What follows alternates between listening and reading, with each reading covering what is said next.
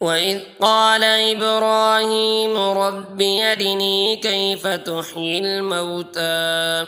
قال ولم تؤمن قال بلى ولكن ليطمئن قلبي قال فخذ أربعة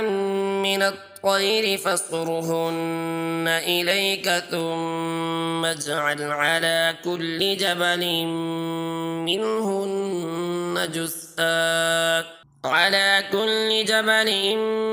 منهن جزءا ثم ادعهن يأتينك سعيا واعلم أن الله عزيز حكيم مثل الذين ينفقون أموالهم في سبيل الله كمثل حبة أنبتت 7 سنابل في كل سنبلة 100 حبة والله يضاعف لمن يشاء